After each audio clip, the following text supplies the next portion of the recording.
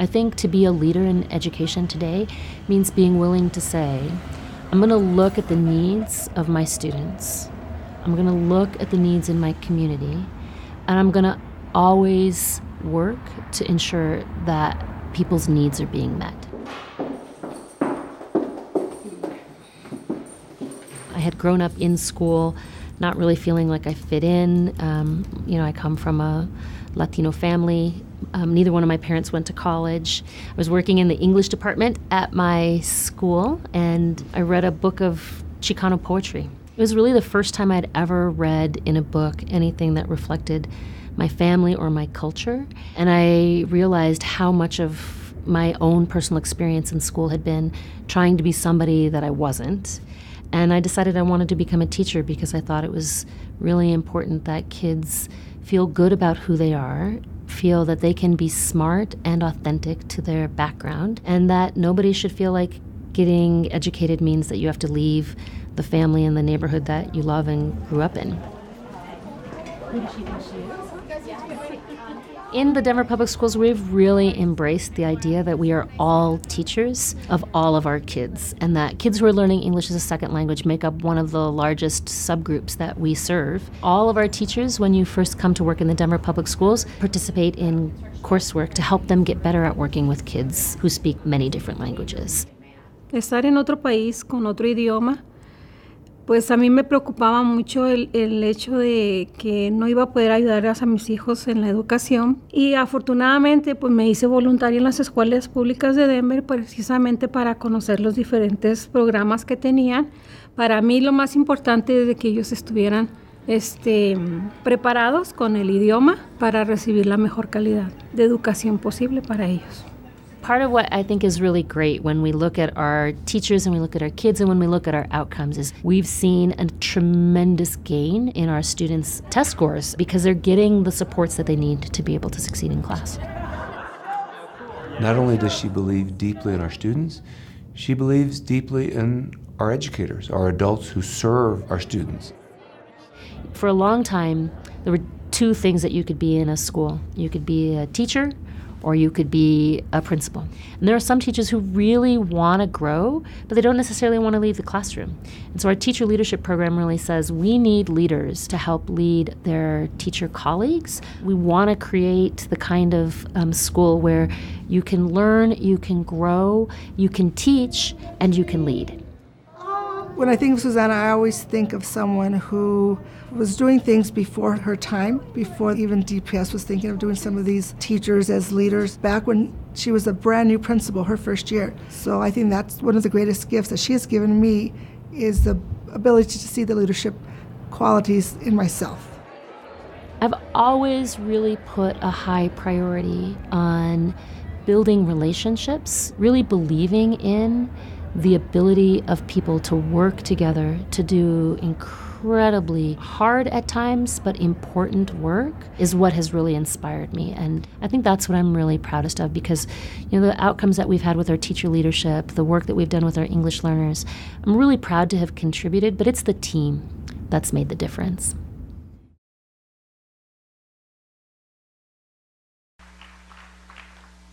Good morning, I'm Denise Sukovo, and I'm a staff writer at Education Week. And I have the pleasure of being here with Susanna Cordova, the Deputy Superintendent of Schools in Denver. And in the 20 years she's been in Denver, she's had a hand in so many of the initiatives that are responsible for Denver being where it is today, from its focus on literacy, teacher leadership, and revamping the way that you recruit and train principals in Denver. You can hear a lot more about that today at the Follow the Leader session. Susanna and I thought we should talk about equity and English language learners. Equity was a common thread in our conversation last year, and so why don't we kick it off with equity? When you say equity, what do you mean? Sure, so thank you. So when I think about equity in the Denver Public Schools, we really want equity to mean that we're removing barriers for students so that everyone has not just the opportunity, but the support to fully realize their potential.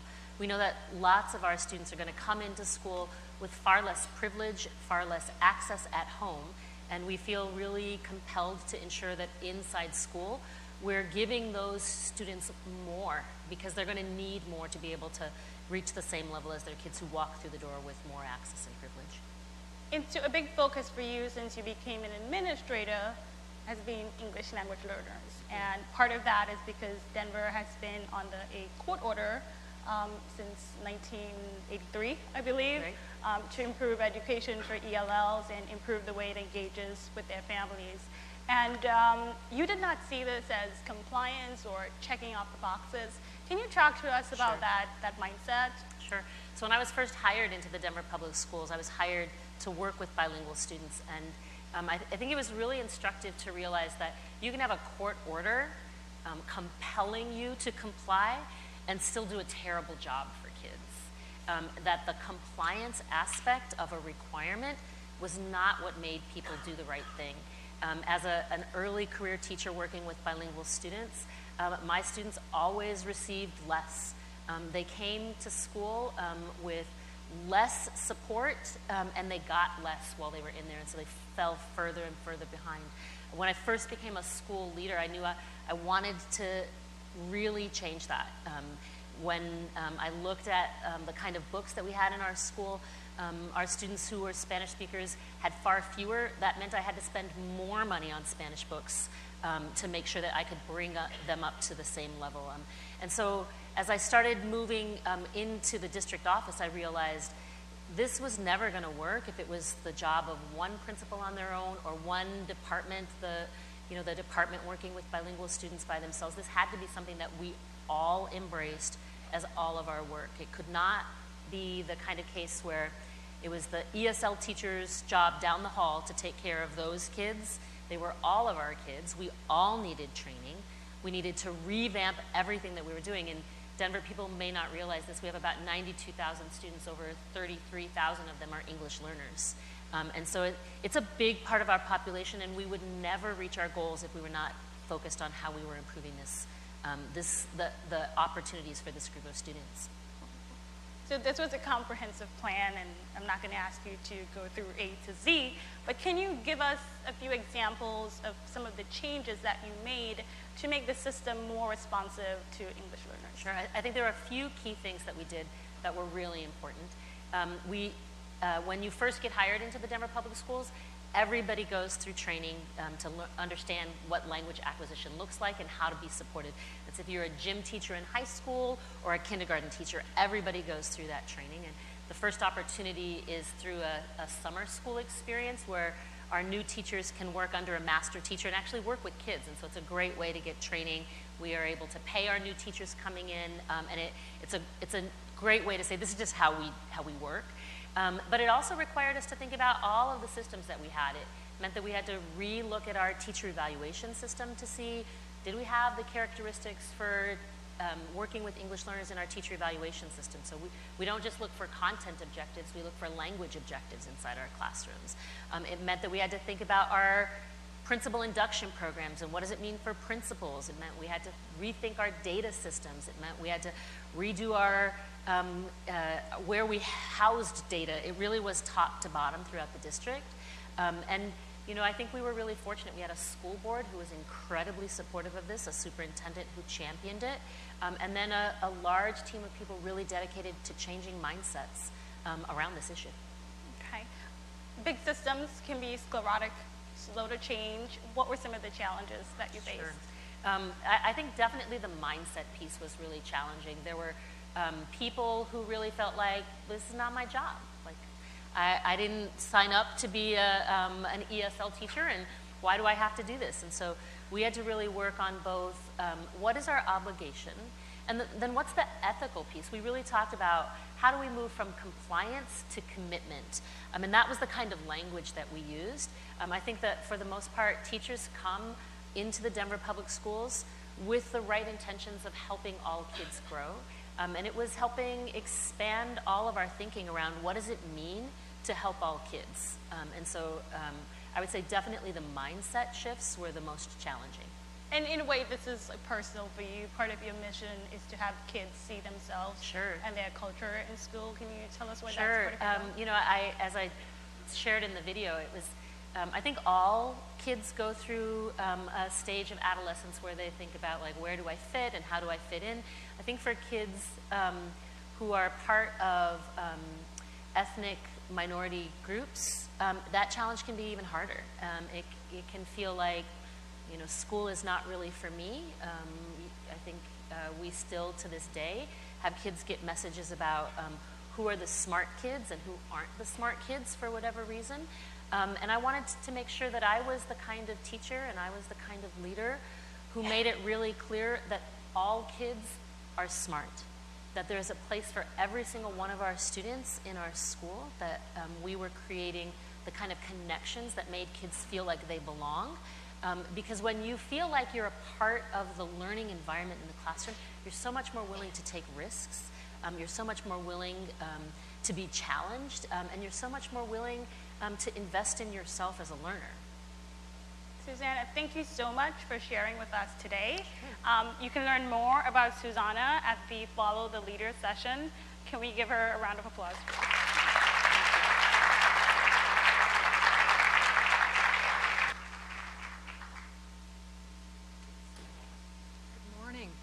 Good morning. I'm delighted to return to the stage again today to recognize our 6 remaining leaders to learn from, beginning, of course, with Susanna Cordova. Susanna Cordova's commitment to students has not gone unnoticed. She was among 10 district leaders nationwide whom the Obama administration honored in 2014 as champions of change in the Latino community. She is just a perpetual fighter for kids who don't have opportunities, and we need that in schools, said Peter Gorman, a former superintendent of North Carolina's Charlotte-Mecklenburg school system. She is looking out for all students, and that's powerful. Susanna, please join me at the podium.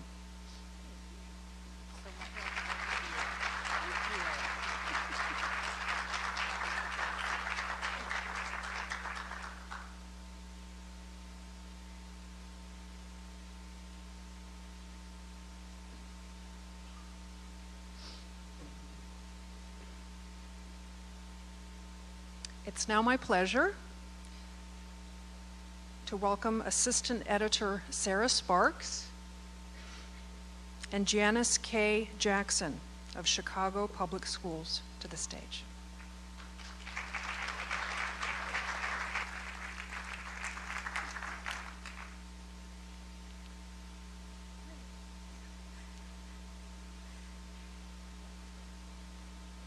So, good morning. It's great to have you here. And for all those who are not familiar with Chicago Public Schools, which will be probably pretty few, you guys have been on a roll lately. You are at record high graduation rates, and a recent Stanford University study found you were outperforming in growth more than 90% of schools, of districts in the country. I know that you've partly attributed that to your own leaders in the district. Could you talk a little bit about how you grow that capacity? Okay. Well, good morning, and thank you for having me. First, I am very proud, as many of the people are in Chicago, of the amazing academic progress and specifically the growth that you've talked about. As a district, we've taken that approach, and the approach is that we will grow incrementally in order to meet our overall goals. So it was really reaffirming to see Mr. Hattie talk about that in his presentation earlier. But we also have decided that principals are the greatest lever of change in Chicago. And if you look at the reform efforts and the investments that we've made over the past decade, it really has focused on this notion that in a district as large as Chicago, we can select 600 high-quality principals to lead our schools, but it would be incredibly difficult to hire 22,000 effective teachers. And so we really bet on principal leadership and empowered them so that they could not only run their buildings with a level of autonomy, but provided them with a great degree of support and development so that we could reach the kind of goals that we've been able to celebrate. Could you give an example of how you involve principals in actual district policy? Yeah. I'll say Chicago is one of those places, and you can talk to principals and they will tell you this, and actually those who leave CPS, they oftentimes want to come back because it's just like everything, you don't know what you have until it's gone. But our principals, first of all, they are seen as CEOs of their individual buildings, so they have autonomy around budget, hiring, curriculum. I mean, there are so many things that in maybe a smaller district they would not be able to enjoy that level of autonomy. But also paired with that, principals contribute to district policy. I remember when I was a principal, I served for 11 years, there was a CEO that said it only takes 45 days to change policy. And that was just so empowering to me because it wasn't about complaining about all the things that are wrong. He really said, you can change policy. And so since I was in the role as Chief Education Officer and now as the Chief Executive Officer, I have brought principals in through formal measures like our Principal Advisory Council. We also have a Principal Fellows Program, which is for distinguished principals. And the goal is to not only teach them how policy is formed and implemented, because oftentimes, you know, people on the ground level don't understand the complexities, but it has just been so empowering to have principals at the table helping us change and craft policy for CPS. You were a principal, and you were one of the first CEOs in decades to have been pretty much every role in the district, from student and parent to teacher and principal. Could you talk a little bit about, you once said that everyone trusts and loves their school, but they don't trust the system. And I know trust has been an issue with some of your predecessors. Could you talk a little bit about how you were rebuilding that trust? Well, it's extremely important to me. If you look at our vision for the district, there are two big components that you would see in every school system's vision, you know, academic progress, fiscal stability. But the third component is really around integrity, which is a core value of mine and also something that was needed for CPS. Rebuilding public trust is extremely important to me.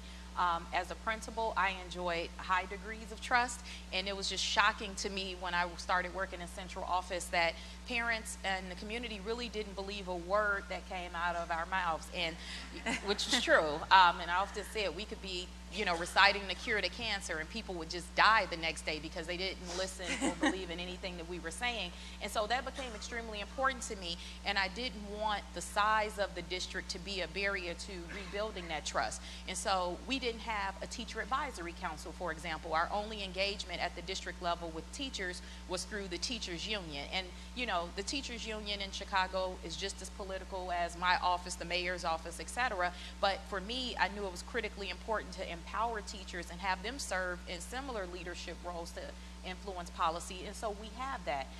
But my approach with all of the challenges that we have in Chicago is really to take a neighborhood by neighborhood approach. And because I'm a lifelong Chicagoan and because I've been in CPS since Head Start, I have benefited from all of the programming and the education and the schooling in CPS, but I also know the communities, and I know that the communities are very different, and while our goals are the same, the challenges are unique, and I think I bring that perspective to this role.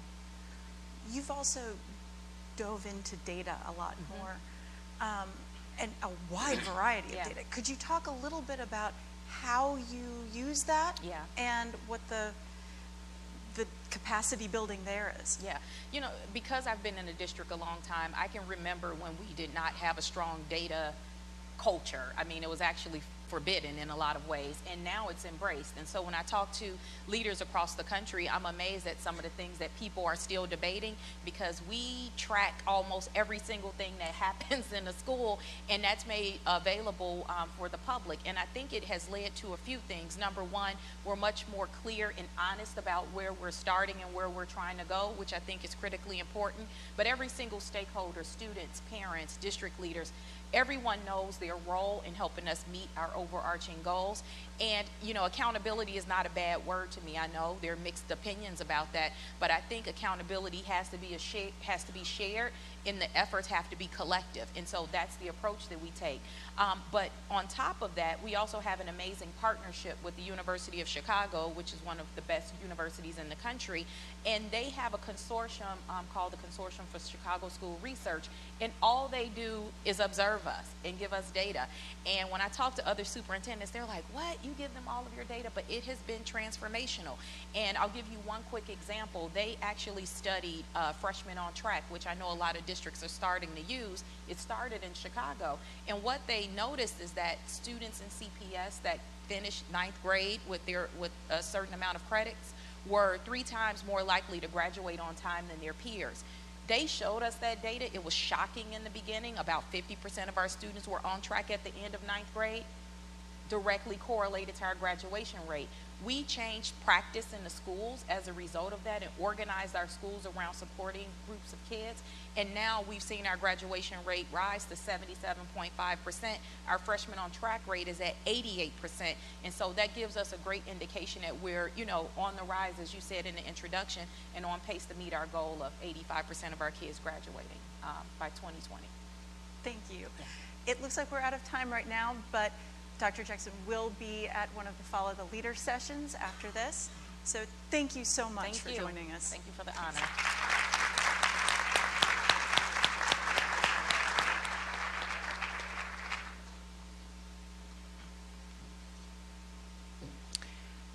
As Janice Jackson settles into her new role as CEO of Chicago Schools, a job she got as we were profiling her,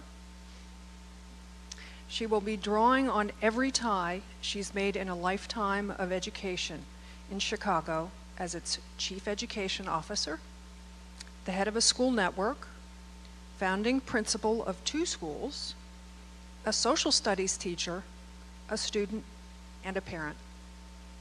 She's grown up in the system, said Mary Ann Pitcher, the leader of the Chicago Schools Research Partnership at the University of Chicago Network for College Success. And over the course of however many CEOs we've had, I think one of the biggest obstacles continued to be people not having any institutional memory or history or relationships. She's been able to really capitalize on what's been working and build on it. Janice, please come join me here at the podium.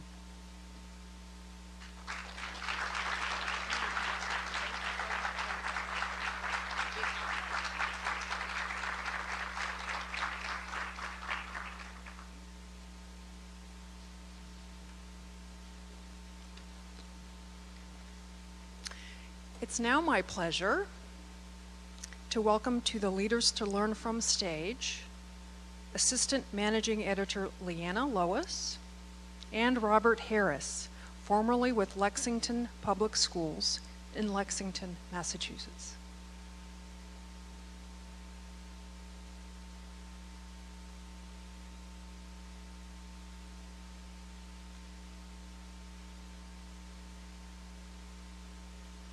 Hi everyone, thanks for being here. I'm here with Robert Harris, who, as Michelle mentioned, he was the Assistant Superintendent for Human Resources for the Lexington Public Schools in Massachusetts for about 10 years before he retired last year. Bob has a sort of interesting and unexpected background. He was a labor leader for about 15 years before making the jump to human resources, which is a jump that not a lot of people make. We were just chatting in the hall about how he led quite a few teacher strikes himself, which, you know, are in the news these days. So then he went into the employee management realm. So that's kind of interesting. He started his career as an art teacher and an arts department chair. He's also a jazz guitarist. I couldn't convince him to bring the guitar on the airplane, so we left that at home. But he studied at Boston's Berklee College of Music.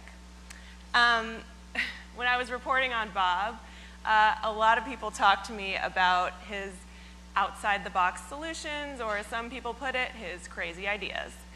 So one of those crazy ideas was something that ended up changing how his district dealt with teacher absences.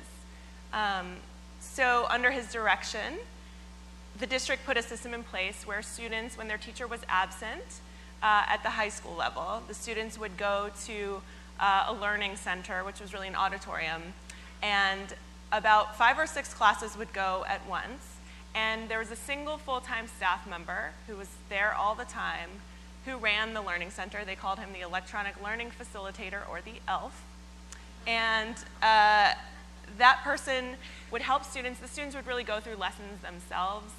They had Chromebooks, and the teacher would leave lesson plans for them. And the teacher could even, if the teacher was homesick, they can even sign on and interact in real time, or they can go in later and see what the students had done.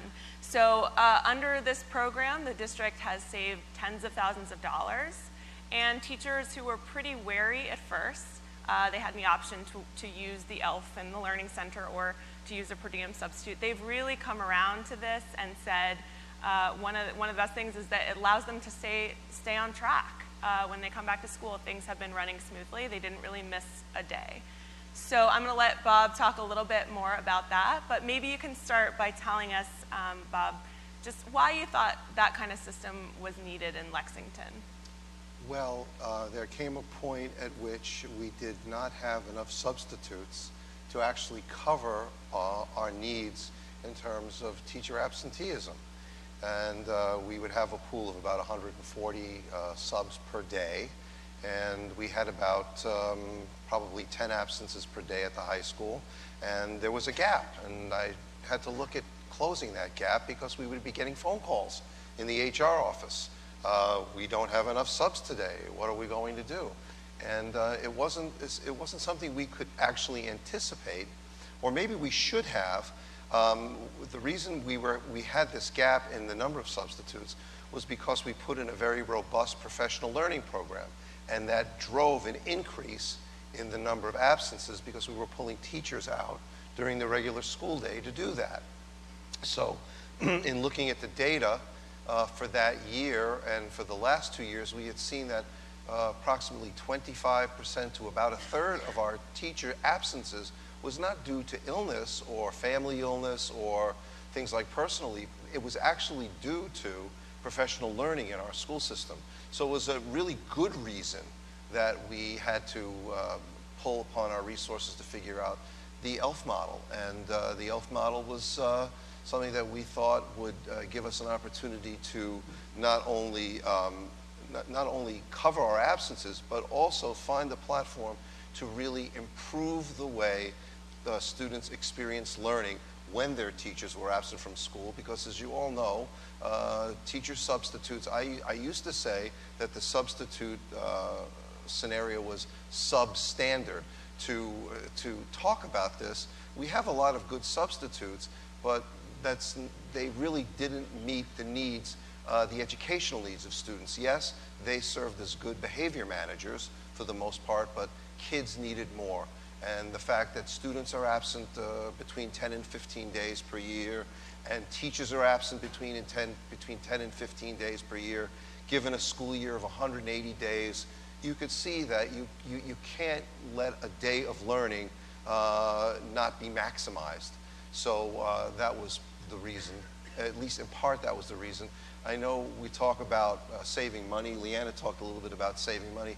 The purpose of our going to the ELF model was really not about saving money, although we did reap substantial savings in doing that. About 1/3 of our cost for substitutes at the high school we've captured back. But our primary goal was to improve the learning experience for kids when their teachers weren't there.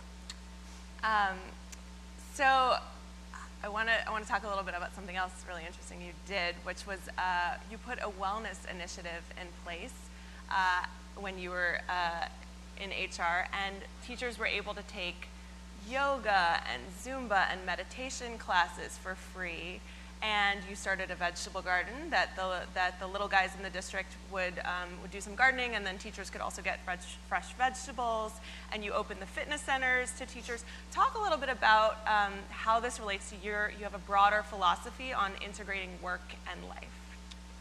Yeah, we put together an employee wellness program. It arose from the wake of we had a district-wide survey that was that really reflected negatively on the culture. There was a really, we had very low morale, and the low morale was based on the fact that there was a great deal of initiative fatigue, not unlike what a lot of you experience in your school systems. And so the person that did the survey and helped us with this work, his name was Mr. Wellman. Oh, I said, well, that's just like great. Wellman, wellness, let's start a wellness program. Let's try and move the district forward and try and build the capacity of teachers, because we know teacher success is a very high correlation to student success, and teacher wellness has a very high correlation to student wellness and student performance.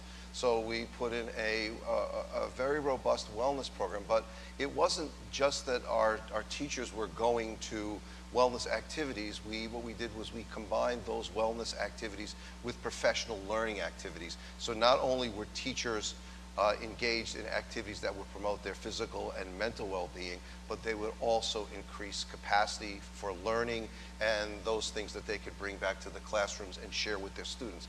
And in terms of the concept of, there's two schools of thought. There's this work-life balance, which I hear a lot about, but there's also work-life integration, which is not as well discussed in the literature. And from my perspective, it's very difficult for people to keep things in balance in this profession, because it assumes that work and life are two opposing forces diametrically in opposition to one another, and they're competing. Whereas in today's world, given our employment landscape, which is blended, we're doing work at home, we have devices, we're remotely working, we're flex timing it in so many other ways. I think that we would be much better served by starting to look at our lives in terms of integrating our work and our lives. Because as you know, that phone rings, you have to be there. You're a whole person, and you're one and the same, whether you're in your work, in your life. And that was my vision, and we tried to do that in terms of teaching and learning as well. So you told me that innovation at the district level is not for the faint-hearted. Talk a little bit about what you mean by that, and why change is so hard in K-12 schools. The second question first. It's hard because schools are traditionally public schools, that is. And I don't make a distinction between charter and private schools, but schools in general are institutions of the status quo. They're government agencies. And it is very hard to move a school system in any one direction. As you know, it's easy to turn a canoe or a sailboat. It's much harder to navigate an ocean liner to make a turn. And so that's one of the principal reasons why innovation is very hard and not for the faint-hearted. But another reason is to some extent it becomes a very isolating experience for someone who's innovating, because it takes a while for your ideas to find their way into the culture. So in finding ways into the culture, you have to really dipstick into that culture to find out whether change is even feasible based upon the existing systems and structures you have in place in a school system. So that's really an important part of that. So if I were to give anybody any advice on how you might go about implementing an innovative change, I would say, one, assess your existing resources. Because if you have people that are already doing the types of things you're thinking about, it's a lot easier to get them to sort of change their thinking a little bit rather than make a radical shift in one direction or the other. And those people become really valuable partners with you. And of course, being a union person, I've always felt that unions don't necessarily feel as included as they need to be. So indeed, I would always reach out to our local teachers union to partner with the local leader as a natural extension of what we do as a school district, because they're looking for that. They want that. They actually, it's a desire that they have. They want to be heard. They want to be partners with the school system. So that's one thing I would recommend. Another thing I might recommend is that if you do something, do it incrementally. Don't try and move mountains at first. Try and take things in very small steps. Run pilots, and pilots will give you traction. Pilots will help you get your early adopters to start thinking about what you're doing and experiencing the change, and give them opportunities to communicate to other people in your school systems about the change that you envision. Because it's not just enough to say, here's your vision. It's more important to have people see your vision through their lens. And also, as John Hattie would say, be able to give you some really critical feedback about where your vision is going. So take things slowly. If you're going to implement something, implement it in a department, at a school. Find people that share what you're thinking about and are willing to commit to that. And then as you do things, you do them, again, very incrementally, one stage at a time. A school, an elementary school is usually best. Then move an initiative to a middle school, and then a high school. And then by that time you start to see, if you have multiple high schools, multiple elementary schools, you'll see what the pitfalls are. You'll know when you're going to step in the mud, and you'll be able to avoid those. And what will be most helpful then is to roll things out K through 12, but make sure you've built the infrastructure to do that, because we all know that, as you've probably heard, culture eats strategy for breakfast. And if that's the case, if you don't have the culture to support any initiative, that is most important. And then you can work that infrastructure and build it to support those people that support it in the culture. Thank you so much, Bob. I think we're out of time. And yeah, thanks everyone.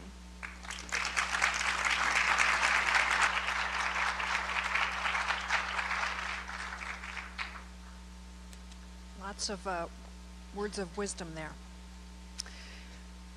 Robert Harris's path to human resources management was, befittingly, unconventional.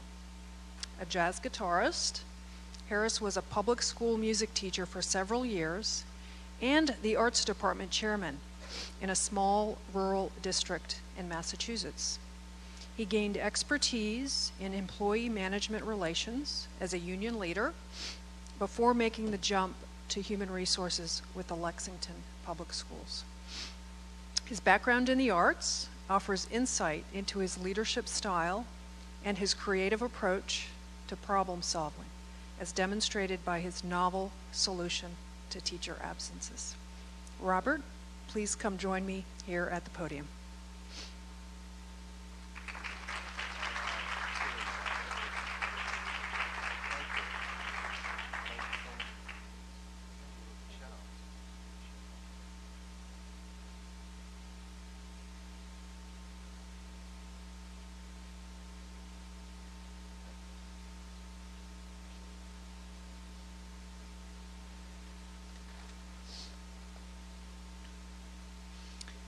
And since we can't have too many Michelles on the stage, it's now my pleasure to welcome two more Michelles to the stage, starting with senior contributing writer Michelle Davis and Michelle Eaton of the Metropolitan School District of Wayne Township in Indianapolis to the stage. I just want to point out that Michelles are taking over the world, and it's a good thing. When I first started interviewing Michelle Eaton, she was so enthusiastic and energetic around the idea of virtual learning, blended learning, personalized learning, that I was actually really surprised to find out that initially she was kind of a skeptic about the whole idea until she actually experienced it herself as part of her own continuing education and professional learning. And because of that, she really feels like teachers should experience that same kind of high quality, personalized learning to be able to pass sort of that same experience on to their students. So I just wanted to start by asking you why it's important for teachers to have a good personalized learning experience and how you serve that up to them. I think when we speak generally about online and blended learning, it's very difficult to be a good online teacher if you haven't experienced good online learning. And I would venture to guess most of us in this room have probably experienced bad online learning. And it's hard to advocate for kids in that environment if you don't get it yourself. So that is kind of the flag that I bear often. And when we started talking about personalized learning and what it meant to empower students to advocate for themselves as learners, we talked about it for a while. And I am a little embarrassed to admit that I led some really great lectures, guys, on personalized learning. I stood up in front of teachers and talked to them about the merits of ditching the lecture, patted myself on the back, thought I did a great job, and then walked away thinking, why in the world is this not transferring to the classroom? Kind of that duh moment now, right? And this started, some of the changes in our professional learning started with our teachers wanting to implement personalized learning, trying it, and ultimately not seeing the success that they wanted. And when we would get together and reflect on it, I remember specifically this conversation with teachers. The very first thing that a teacher said was, so that didn't work the way that we did it. I feel really strongly if we can get this right, we can make a difference for kids. And it was that moment, that's what we want for our kids, right? To see mistakes and failures as opportunities for iteration. And we don't often allow our teachers to do that, and we don't often expect that of ourselves. And so before I opened my mouth and gave suggestions about something that I had never done before, I stepped back and I said, how about we do this together? We need to experience this as learners. And so together we designed a personalized professional learning plan with our staff, about 65 teachers in a virtual and blended setting. The first year I heard a lot of really positive feedback. We created individualized learning plans for each of our teachers. The topics, the content, that was what was static for everyone. It was based on our school improvement plan goals. Those were the non-negotiables. What that looked like for each teacher was designed by the teacher. The first year, lots of positive feedback. Teachers liked it. Probably saw about the same participation that we had seen previously. We weren't transforming much. But I think what was most powerful, and I'm getting off topic here, someone's gonna have to interrupt me. What's most powerful, I think, was when we got together that summer, and the scariest thing I've ever done in my career, I think, was standing in front of a group of teachers, asking them to take something new that we had done that I didn't know was gonna work, and ask them not only to tell us what went well, but like, let's tear this thing apart, and how can we make it better? And that's scary. And I realized at that moment, I hadn't expected that of myself much in my career. Everything I had done, I felt pretty confident that it was going to work or that I was proficient at it. And I think designing the professional learning with teachers instead of designing it for them is what made the biggest impact. And I know you said that participation in the professional learning program went sky high after that. Absolutely, and actually since we've talked and since the article's written, we went from about 40% participation in a voluntary professional learning experience, and that was pretty consistent over the last few years. We're at 90% so far this year. Wow. And it's completely voluntary. Well, the idea of personalized learning is somewhat controversial. I mean, there's lots of examples of people saying they're doing personalized learning and they're putting kids in front of screens all day. What is your vision of personalized learning, and maybe give an example of what that looks like in your district? I think too often we think about personalized learning as software or programs. It's not programs, it's people, it's our students. And I think that too often we overcomplicate it. It doesn't have to be this sophisticated program or this big event. It's really about teaching kids to understand themselves as learners, and then to advocate for themselves and to make decisions. It's to involve them and to create this student-centered learning environment. And I think there are a lot of skeptics. When it comes to being in a technology department, you see a lot of skeptics about a lot of things. But if we're asking, does personalized learning work? Does blended learning work? Does fill in the blank with whatever today's buzzword is, does it work? That's always the wrong question to be asking. Because we can implement things well and we can implement them poorly. And I think especially when we're talking about technology, technology is a great amplifier. It amplifies best practice and good instruction. It can amplify bad practice. But I think where we see personalized learning working is where we have technology being used in ways that help the teacher do what a human does best. I will never be an advocate for a quiet, compliant room of a bunch of kids staring at screens when they have real people there with them. And I think real people behind online learning is important too, but that's a rant for another day.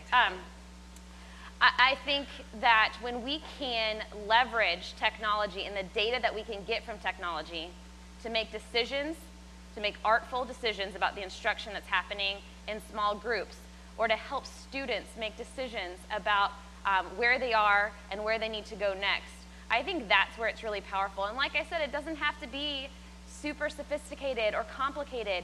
There is a 4th grade teacher in my district who starts every math class with an entrance slip instead of ending a lesson with an exit slip.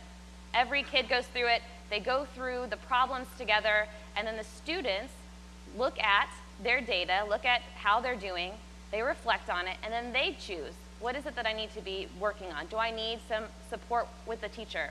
Do I need to go through an online lesson? Do I need to do an enrichment collaborative project with my classmates?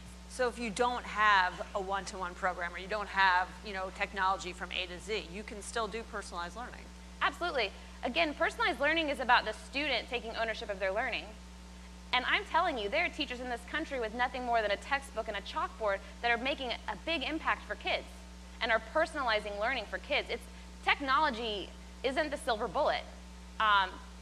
Now, personally being in a technology department, being an advocate for technology integration in the classroom, I do think that it provides a resource for us that helps make connections for kids, helps create an authentic audience for students, and gives them opportunities to collaborate in really meaningful ways around authentic and real-world problems. And so for me, technology is an integral part of classroom instruction. But when it comes right down to it, it's about helping kids, like John Hattie was saying this morning, helping students become teachers for themselves. Well, so as you can see, Michelle has a lot to share on the topic of personalized learning. So I hope that you'll come to her session later today and learn a lot more about what she's doing in her district. Thanks so much to Michelle. Thank you.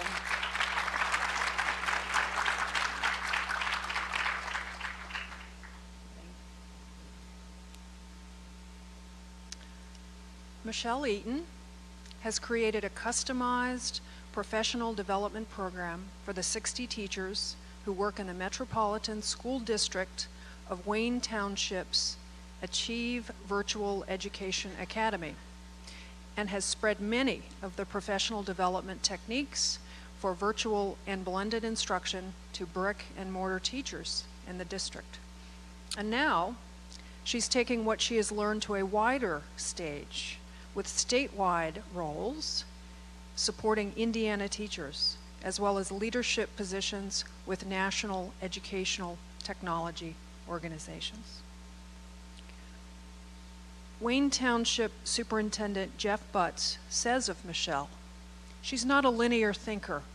She's creative in her work.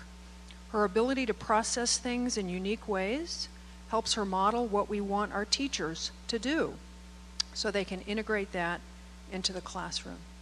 Michelle, congratulations, and please join me at the podium.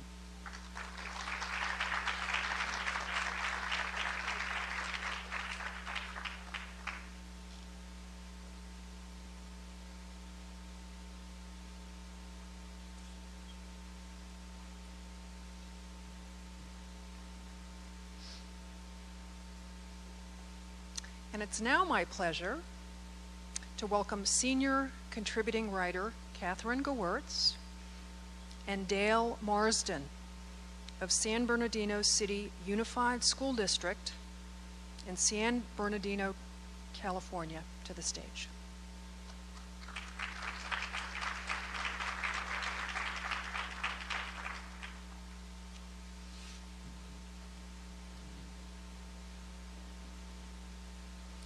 Good morning, everyone. Thanks for joining us.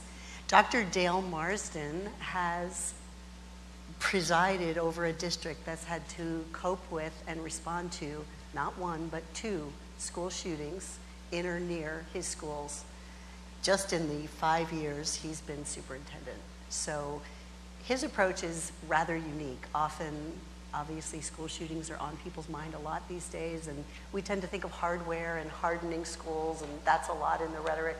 So I would love you, Dale, to talk about your approach, which is not just about hardware and hardening schools. You have rather a 2-pronged approach. Thank you, Catherine, and thank you, Michelle and EdWeek leadership.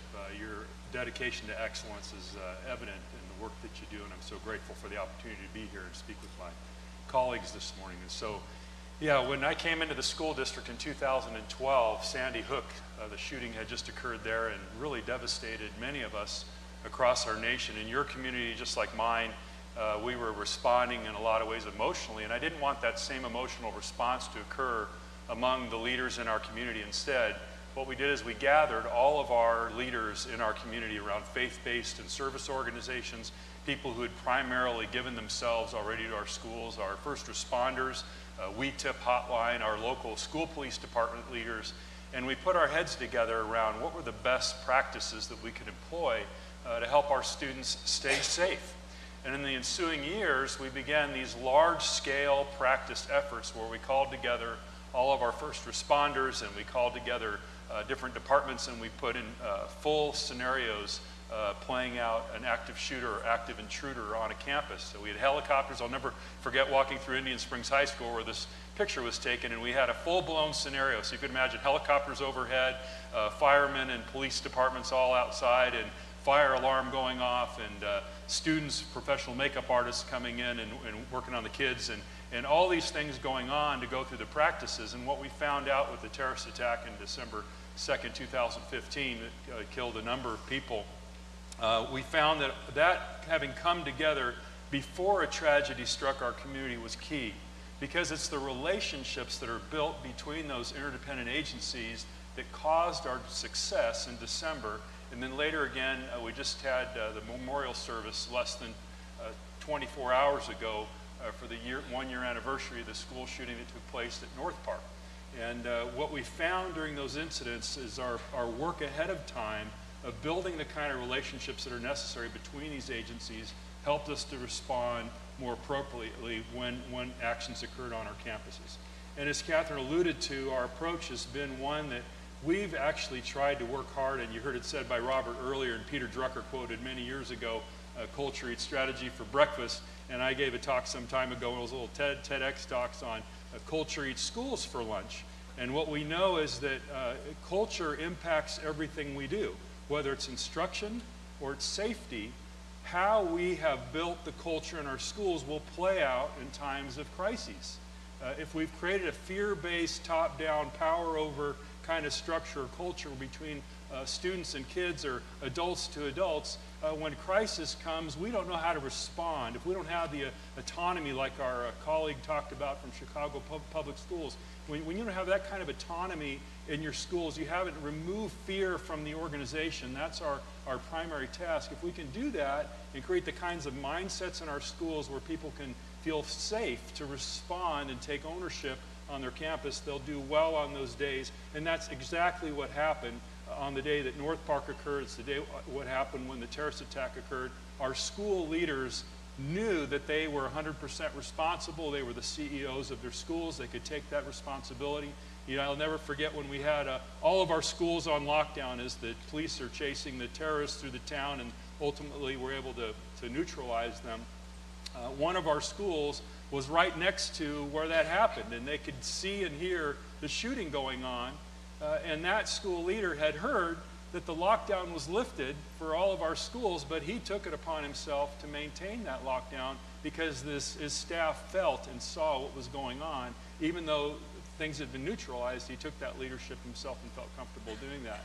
And then again on the day of the events at North Park, because the staff had gone through the practice years and months before of how to go through a lockdown procedure, and because we'd done these things in advance, and because that leadership capacity existed at that school site, they were able to take the kind of ownership that was necessary and quickly decided they were able to remove the kids from the campus to a neighboring university and have parents assemble in another area to cause confusion during the aftermath of the school shooting. And so we're grateful to build those kinds of systems. Dale, one of the unique things about your approach to safety, as it says right there, is school climate. They're merged. And I saw you working directly with high school students, doing a lot of listening. You've talked a lot about what adults are doing and the relationships among adults in the community and with the school. Could you talk about the role of students? What are you trying to build among students to contribute to safety and climate? You bet, Catherine. So a few years ago, I brought together a student advisory. It's called a superintendent student advisory, but this is about five kids from every one of our high schools, 10 foster and homeless youth, about 75 kids all together that come together, and we discuss issues that are on their mind. And we talked about caring, climate, school culture, safety, all these topics, and we get to hear from their perspective. And we believe that you need to involve the voice of people in the decisions that affect them. And so we've created that opportunity for our students to tell us what do they need. They want adults who care for them. They want adults who build those individualized relationships with them. And what we've tried to create is a scenario where when kids or adults see something, they say something. We have a hotline to that, but it goes beyond that. I care for somebody that's next to me. I hear what they're going through at their home. 90% of our kids come from homes of poverty. 92% of our kids are traditionally marginalized kids. And when they come into our campuses, they're bringing in trauma from their homes, and we need others to pay attention to that. So we're trying to create the kinds of systems where kids recognize the indicators of trauma in their peers or trauma in their colleagues, and they can take action on that and say something when they see it and head things off at the pass. And so we're really trying to pay attention to those trauma-informed care and the impacts that trauma has on kids, and how do we respond to that as leaders to ensure that our school climate is safe for kids and staff as well. I would love to have you up here for another half hour because there's so much that's interesting that he's doing that we didn't get to cover. Please follow Dale to his Follow the Leader session, but we are out of time. So I'd like to ask you to give him a round of applause and encourage you to go hear more.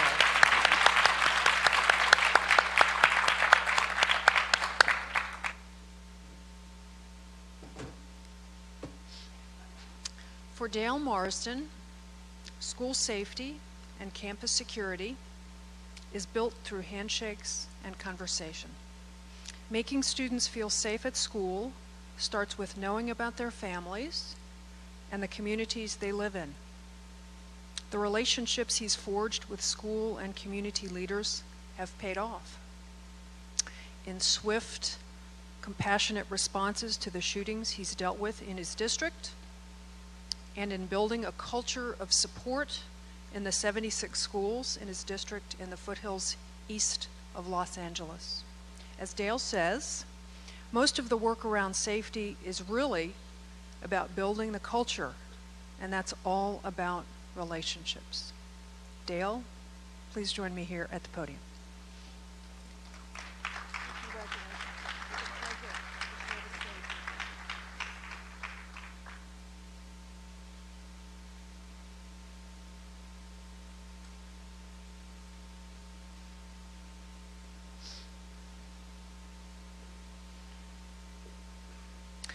It's now my pleasure to welcome to the stage staff writer Corey Mitchell and Superintendent Emmanuel Kalk of Kentucky's Fayetteville County School System.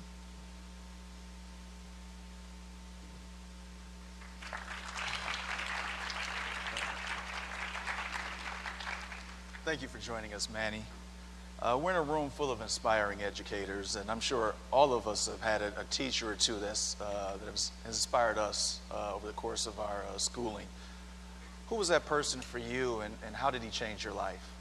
Well, first I want to say thank you, Corey, and thank you to Ed Week and our sponsors for this opportunity. This recognition, as we all know as leaders, is more than just what we do, but it's who we serve. It's a reflection of our community, and I want to recognize my community, my board, my school and district leaders. Some of my district leaders are here with me this morning. I want to thank them. I want to thank my staff, and most importantly, during this point in time, my teachers. And if you look at the national discourse, the discourse in the state of Kentucky, our profession is under attack. And so I want to uplift our teachers and teachers across the country and just use this as an opportunity to say thank you for what you do for our students and families each and every day. And more back to your question, my teacher was Mr. Glines, and there's 3 themes that occurred during my 6th grade year in elementary school. It's about struggle, it was about failure, and it was about success. First, the struggle. I grew up in abject poverty, experiencing food insecurity, housing insecurity as well as a child, in a city that today is the most violent city for teens in this country. And through that experience, life outside of school was very much unpredictable. But life in school was very much predictable. We knew we were going to be surrounded by caring adults. And that adult for me was Mr. Glines. He was my first male teacher that I had during my elementary experience. And Mr. Glines asked me, he said, what do you want to be when you grow up? And without hesitation, I said, I want to be a teacher and a lawyer. And he quickly responded, you can do that. And that was the first time someone asked me what I wanted to do and gave me positive affirmation. And he knew that for many of us in that classroom, our road up and our pathway to a better life was through education. It was through that schoolhouse. It was that great teacher. And so I said, you know what, I want to change my mindset, work hard. It was 4th marking period. For some of you, it was last century. It was a time when you would see that 4th marking period report card in a manila envelope, right? You remember that experience. And so I'm working hard to make honor roll. I didn't share that with my friends because it wasn't cool to do well in school. And so I reached in, I pulled out the report card. I immediately looked at my grades for 4th marking period, and I recognized that I did not make honor roll. So that was the failure. And at that time, my heart sank. And I said to myself, here I am, I tried, I applied, and I was not successful. But I didn't stop there. I kept looking at that report card, and to my surprise, again, this is back last century where teachers wrote handwritten notes on your report card. And what I saw in the right corner was a note that said, proud of you. Keep going with your studies and your sports. That was the success. That was the motivator. And so every day for my professional career, last 20 years, I carry a tangible reminder with me of the difference that my teacher made. And that's my 6th grade report card. I carry it with me in my wallet. I would share it with you, but there's FERPA, right? So.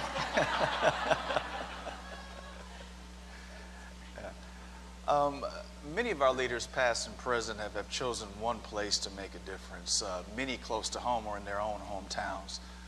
You've worked in rural Pennsylvania and in Portland, Maine, and in Chicago and in Philadelphia. What's motivated you to consistently seek new challenges and new places? I thought you were going to ask me an easy question. All right. Well, that's a multi-part answer. It's about all children. It's about transformation. And it's about solving complex problems. And so as I told you, I grew up in public housing. It was during that time, after having Mr. Glines, I knew that my dream was bigger than the environment I was in. And so that sense of dreaming big, of moving beyond your current circumstances, has been a reoccurring theme in my professional journey. And so as I set out, once I found my calling and vocation to make a difference in the lives of children, just as Mr. Glines made a difference in my life, I wanted to stretch myself and work with all children. And so I worked with children across all races, socioeconomic backgrounds. And it started as a teacher in a juvenile detention center working with incarcerated juveniles. That was a reminder to me that but for the grace, there go I. I continue to work with children in large urban centers, in rural communities, as you mentioned, working with the refugee and immigrant population of our students in order to stretch myself as a leader in service to all children and to all families. The transformation work was really about putting myself with organizations that were trying to solve these complex problems. And those organizations took the shape of startup charter schools, to working in large urban districts, Chicago, Philadelphia, to working in rural districts, as well as trying to solve those complex problems while you're dealing with financial constraints, while you're dealing with school and state takeover of districts. And it helped me become the leader that I am today. Tell us quickly about your first job in education and how that impacted the way that you deal with your employees today. All right, now you're trying to embarrass me. All right, so in the interest of full disclosure, that theme was about coaching and feedback, and that's sort of been a reoccurring theme from the other thought leaders you heard from this morning. My first job in education, right out of high school, to start that journey to becoming that great teacher, was as a custodian. And I took that job right out of high school. 60 days in, you get your formal review, evaluation, because I was a conditional or seasonal employee. Now, I had all the sort of soft skills. I showed up on time, I did my work, took the allotted 30-minute lunch break, and I sat down with the daytime supervisor, and he said, Manny, here's your feedback. It's not working out. I mean, I wish it was more tactful, a little more heartfelt than that, but he said, it's not working out. And he gave me some really good coaching. He said, I think you need to go to college. And so when you think about feedback and coaching, yes, you can coach people up in your organization, but you also need to be able to coach people out when it's time for them to move on. And so I found a different pathway. And so that's why I make it a point to this day to go into my schools and I talk to the unsung heroes, our secretaries, our custodians, our child nutrition workers, and I thank them for the job that they do. What we're dealing with in Kentucky, as I said, is public education is under attack. And in an effort to use our collective voice, meaning myself, our community, our district and school-based leaders and teachers, I made the decision, and this is about leadership, to cancel school on Friday, tomorrow, so that we could go and express our advocacy to our lawmakers around public education, the funding, the finance, the revenue that we need to make sure that our children understand that education is a pathway to a better life. Thank you. Thank you. We're out of time, but I ask that you follow Manny and many of the other leaders to their Follow the Leaders sessions in just a few moments. So, thank you. Thank you.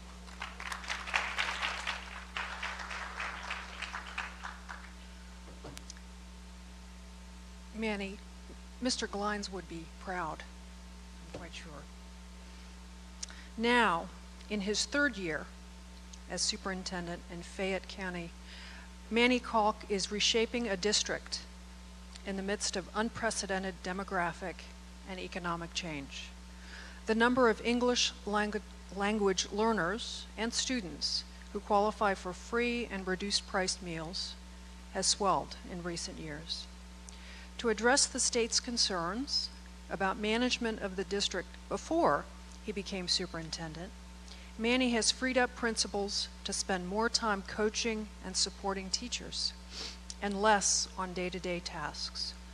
As part of that plan, he stressed that schools should know why students struggle and succeed, using data as a guide. To that end, the district has also managed to hire more teachers to work with special education and gifted and talented students.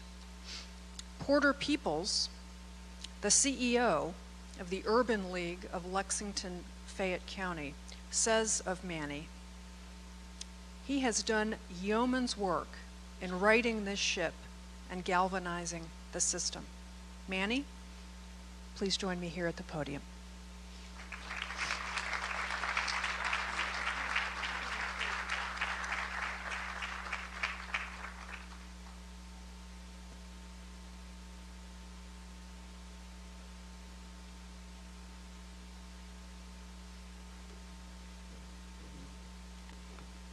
Okay, now it's your turn to ask the questions. Just as you did yesterday, we're going to be taking you up to follow the leader. So as we did yesterday at this point, I'd also like to ask all 6 of the leaders in attendance, if I could have Emma and her brigade come through with their signs, to come back to the front here. So I'm going to ask for Emmanuel, Robert, Susanna, Michelle, Dale, and Janice, if you guys could come up and meet your leadership ambassadors here at the front of the room. They'll be taking you to your sessions now. So, where was I? So yes, and so beginning in about 10 minutes, we will have 6 different breakout sessions, again, just as you did yesterday. You probably know those rooms now. You'll have about 30 minutes with these fine leaders here.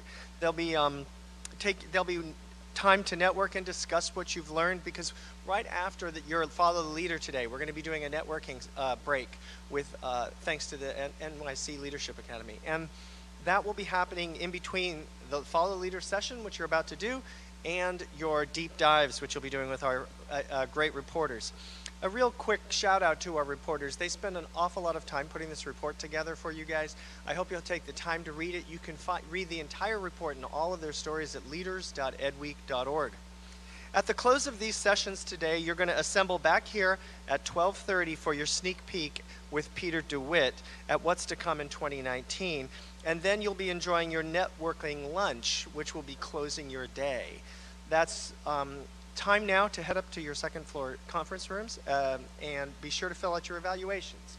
Those are here at this URL you see here. And those watching on the live stream, I hope you'll be sharing these lessons from these leaders with hashtag leaders to learn from. We'll see you all again here at 12:30.